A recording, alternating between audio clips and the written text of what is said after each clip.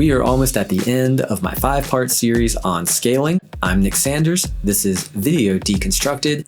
This tutorial is all about anchor point. These concepts will apply whether you're in Final Cut, Avid, Premiere, Resolve, it doesn't matter.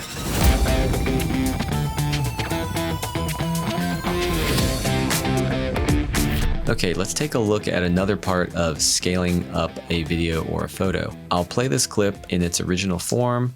We have a guy talking to a lady at a table. The camera is sitting on a tripod and not moving. Here is the same clip, and we're scaling it up just a little bit. So I'll play it one more time.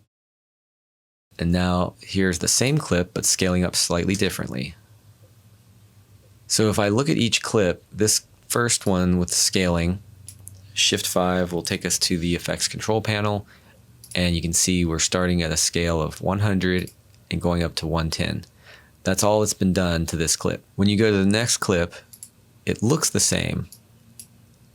Scale is at 100 and we're going up to 110. But the difference is here in the anchor point. So if I click on the first clip, the anchor point is still in the center. You can see where the anchor point is set. You have to click on the clip.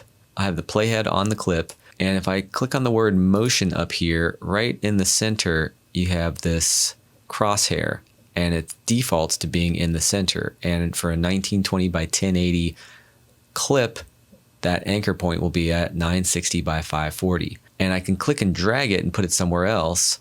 If we go to this next clip, I'm going to click on the clip and put my playhead on it. Now when I click on motion, you can see that I put the anchor point right onto the girl's face.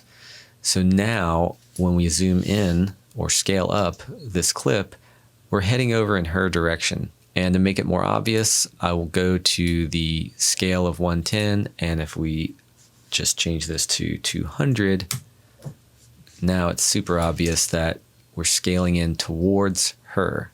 That's one way to push the direction of your scale somewhere other than the center of your clip.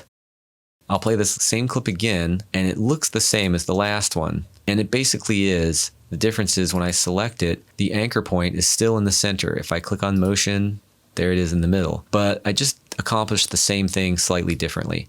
So in this one, I've automated the position. So we started off with the clip in the middle, and then when we get to the end, we've just moved the position over.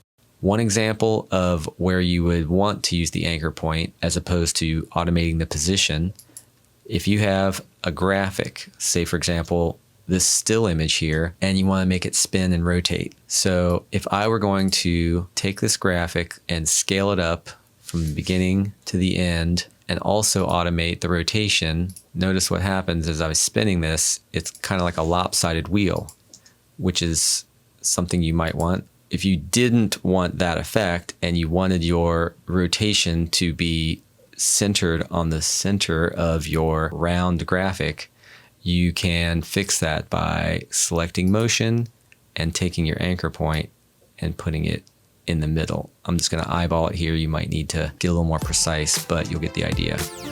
One more to go. Next week is the last episode on scaling, and it is much more of a trick or an effect, so please subscribe and check that out. I'm Nick Sanders. This is Video Deconstructed. Questions and comments below, and thanks for watching.